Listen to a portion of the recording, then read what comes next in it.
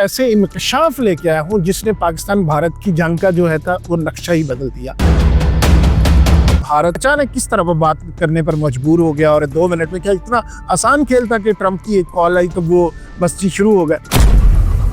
ایک ایسا پاکستان نے وار کیا، ایک پاکستان نے ایسا نہ دیکھنے والا حملہ وہ بھی صرف 10% کیا تھا جس نے نقشہ بدل کے رکھ دیا۔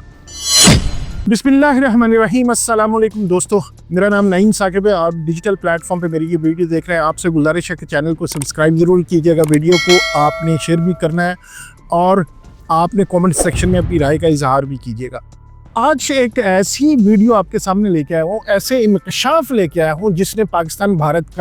کی جنگ کا جو ہے تھا وہ نقشہ ہی بدل دیا۔ آپ اور میرے ذہن میں ایک سوال تھا کہ کس طرح یہ اچانک جو کہہ رہا تھا کہ ہم بھارت کے ہم بات چیت نہیں کریں گے، اچانک کس طرح وہ بات کرنے پر مجبور ہو گیا، اور 2 منٹ میں کیا اتنا آسان کھیل تھا کہ ٹرمپ کی ایک کال آئی تو وہ بستی شروع ہو گئے۔ نہیں، ایسی بات نہیں ہے۔ ایک ایسا پاکستان نے وار کیا، ایک پاکستان نے ایسا نہ دیکھنے والا حملہ وہ بھی صرف 10% کیا تھا جس نے نقشہ بدل کے رکھ دیا۔ یہ آج کی ویڈیو میں آپ کو بتاؤں گا کہ وہ اصل میں کہانی ہے کیا، اور جو پاکستان نے صرف اپنی صلاحیتوں کا جن صلاحیتوں کا صرف 10% یوز کرتے ہوئے بھارت کو گھٹنے ٹیکنے پر مجبور کر دیا، وہ کون سی صلاحیت ہے؟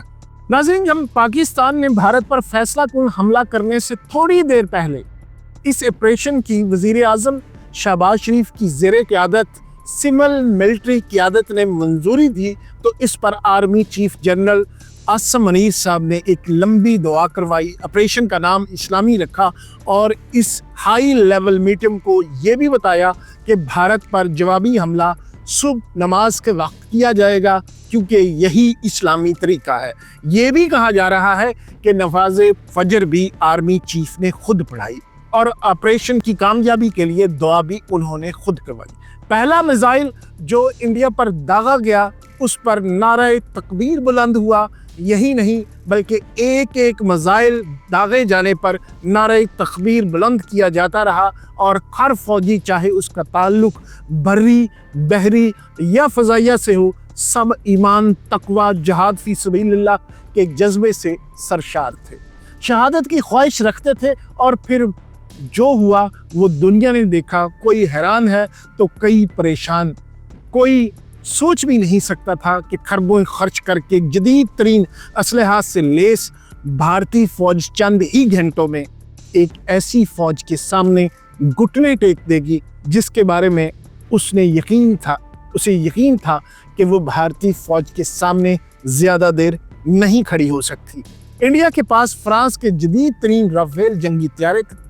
دنیا کا مہنگا ترین اور جدید روسی ایئر ڈیفنس سسٹم تھا، اسرائیل کے دنیا بھر میں مانے جانے والے ڈرونز تھے، سپر سونک میزائل براموس تھے، اور پاکستان سے بہت بڑی فوج تھی۔ یہ سب کچھ ہوتے ہوئے پاکستان نے چند ہی گھنٹوں میں انڈیا کو چت کر دیا، اور ایسا چت کیا کہ وہ خوف کے مارے فوری بھاگا امریکہ کے پاس پہنچا کہ مجھے پاکستان سے بچاؤ۔ بھارت کے رافیل گرا دیے گئے، براموس اور ڈرونز کو بھی تباہ کر دیا گیا۔ جو بھارت پاکستان کو پاکستان کے اندر گھس کر مارنے کی دھمکی دے رہا تھا، اس پر سارا کھیل الٹ دیا گیا۔ بھارت کے کئی شہروں میں میزائل برسا دیے گئے، وہاں قائم درجنوں ایئر بیسز کے ساتھ ساتھ دفاعی تنصیبات اور اسلحے کے ڈپوؤں کو آگ اور شعلوں کے حوالے کر دیا گیا۔ بھارتی فوج اور فضائیہ کی ہمت نہ ہوئی کہ کچھ کر سکے۔ صرف یہی نہیں بلکہ پاکستان نے سائبر وار میں اس بھارت کے مہنگے ترین فضائی ڈیفنس سسٹم کو مکمل تباہ کر دیا، اس بھارت کی اہم ترین انٹرنیٹ سائٹس کو ہیک کر لیا، اور اس بھارت کو 70% اندھیرے میں ڈبو دیا جو دنیا میں آئی ٹی کے شعبے میں اپنے آپ کو چیمپئن سمجھتا ہے۔ یعنی فوج بڑی، پیسہ بہت زیادہ، اسلحہ جدید ترین اور مہنگا ترین، آئی ٹی میں چیمپئن، یہ سب ہوتے ہوئے اپنے سے کئی گنا کمزور سمجھے جانے والے پاکستان سے ہار گیا۔ پاکستان کی فوج اور ہمارا دفاعی نظام بھی دنیا میں مانا جاتا ہے، لیکن انڈیا کے بارے میں یہ رائے تھی کہ وہ کنونشنل وارفیئر میں پاکستان سے بہت آگے ہے، لیکن پاکستان نے چند گھنٹوں میں بھارت کے غرور کو خاک میں ملا دیا۔ کچھ لوگ اس کا کریڈٹ کسی جہاز، کسی میزائل اور فوج کی ٹریننگ کو دیتے ہیں، لیکن اس حقیقت کو بھول جاتے ہیں کہ اللہ تعالیٰ کی مدد اور نصرت کے بغیر اتنی بڑی کامیابی ممکن نہیں تھی۔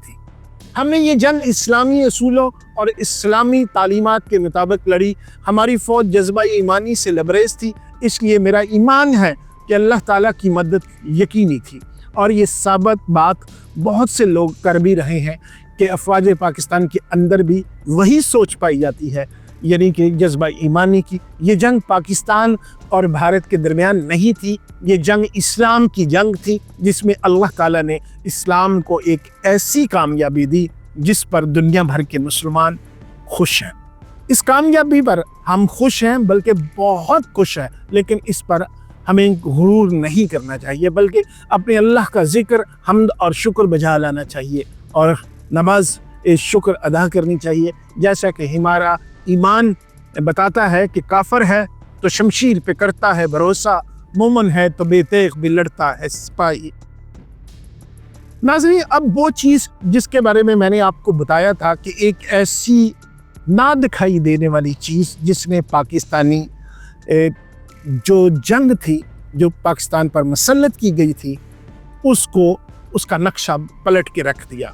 ایک سینئر دفاعی ذرائع کا کہنا ہے کہ پاکستان نے جوابی حملے میں اپنے سائبر ہتھیاروں کا صرف 10% سے بھی کم حصہ استعمال کر کے انڈیا کو زبردست نقصان پہنچایا۔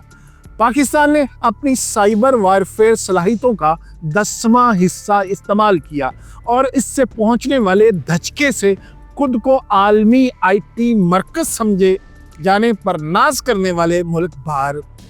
ہل کر رہ گیا۔ پاکستان کے جوابی حملے نے بھارت کو کئی محاذوں پر حیران کر دیا، لیکن سب سے زیادہ تباہی ایسی تھی جو نظر نہ آنے والی تھی۔ سیکیورٹی ذرائع کا دعویٰ ہے کہ پاکستان کے میزائل حملے سے پہلے ہی بھارتی اسٹاک مارکیٹس میں صرف 48 گھنٹوں میں 6900 ارب روپے، یعنی 6900 بھارتی ارب روپے، جو کہ تقریباً 83 ارب ڈالر بنتے ہیں۔ ذرائع کا کہنا ہے کہ نیفٹی 500 کی حالت بری ہو گئی، ریلائنس کے شیئر 2.1% گر گئے، HDFC کے 2% شیئرز ڈوب گئے، جبکہ مختلف بینکوں کی حالت بھی قابل رحم نظر آئی۔ جس وقت دنیا نے دیکھا کہ پاکستان میں اپنے ہفتے کے روز علل صبح آپریشن کرتے ہوئے فتح اول، فتح دوم راکٹس اور بابر کروز میزائل کی مدد سے بھارت کے اندر گھس کر مختلف مقامات پر حملہ کیا، اور اس کے جدید ترین S-400 ریڈار سسٹم سمیت مختلف اہداف کو نشانہ بنایا، اس وقت پاکستان کی جانب سے کیے گئے پوشیدہ یعنی نظر نہ آنے والے سائبر حملے نے بڑی تباہی پھیر دی۔ پاکستانی سیکیورٹی ذرائع کے مطابق ہمارے سائبر حملے کے نتیجے میں SCADA-10 جل گئے، 1744 ان کے جو سرورز تھے وہ ناکارہ ہو گئے، بھارت کی 13 سرکاری ویب سائٹس بند ہو گئی، ریلوے کا نظام درہم برہم ہو گیا، پاور گریڈ بند ہو گیا، جبکہ ممبئی شہر کی بجلی ہنگامی بیک اپ سسٹم پر منتقل ہو گئی۔ پاکستان نے GPS spoofing, signal jamming, satellite blinding, data base hacking اور بیانے کی جنگ میں زبردست کھیل کھیلا، جس سے انڈیا کی منڈیوں کو شدید نقصان ہوا اور اس کا انفراسٹرکچر جام ہو کر رہ گیا۔ ذرائع کا کہنا تھا کہ یہ کوئی معمولی جوابی کارروائی نہیں تھی، یہ 5th جنریشن وارفیئر ہے، جس میں پاکستان نے صرف جواب نہیں دیا بلکہ جنگ لڑنے کا طریقہ کار ہی بدل دیا۔ انہوں نے مزید کہا کہ اس جنگ میں نہ ٹینک ہیں، نہ کوئی معاہدے، اگر کچھ ہے تو بس ٹیکنالوجی۔ فائبر کیبل فریکوینسی اور خوف پاکستان کی جانب سے فتح اول اور فتح دوم کا استعمال صرف نفسیاتی دباؤ ڈالنے کے لیے تھا۔ دہلی، گجرات اور دیگر اہم شہروں پر بغیر ہتھیار والے ڈرونز کا پرواز کرنا، دوسرے ہتھیاروں کے ساتھ ساتھ خودکش اور ہدف کو تباہ کرنے والے ڈرونز کا استعمال اور اپنے الیکٹرانک وارفیئر آلات کے ذریعے دشمن کے سیٹلائٹ سسٹم کو جام اور ان کے نظام کو مفلوج کرنا پاکستان کی انڈیا کے خلاف کارروائی کی نمایاں جھلکیاں تھیں۔ پاکستان کی جانب سے درست انٹیلیجنس کے ذریعے پاکستان میں بم دھماکوں کی منصوبہ بندی اور اس پر عمل کرنے والے بھارتی دہشت گرد نشانہ پر تھے، جس سے ماسٹر مائنڈ اور منصوبہ سازوں کو مارا گیا۔ ہم نے بھی بے گناہ شہریوں پر حملہ نہیں کیا، بلکہ جیسے میں نے آپ کو بتایا کہ جو دہشت گردی کی کارروائیاں پاکستان میں کرتے تھے ان علاقوں میں جا کر ان کو نشانہ بنایا گیا، جس سے الحمدللہ پاکستان کو جیت نصیب ہوئی اور دنیا نے دیکھ لیا کہ اپنے سے کئی گنا بڑا سمجھے جانے والے جو ملک تھا اس کو ہم نے دھول چٹا دی۔ تو یہ تھی وہ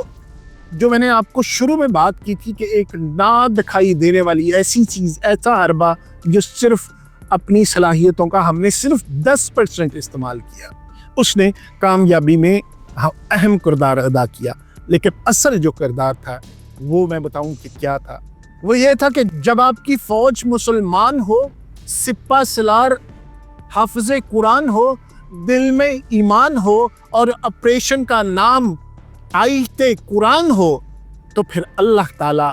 کامیابی ضرور دیتا ہے۔ اب تک کے لیے اتنا ہی، انشاءاللہ اگلی ویڈیو میں پھر ملاقات ہوگی۔ خدا حافظ۔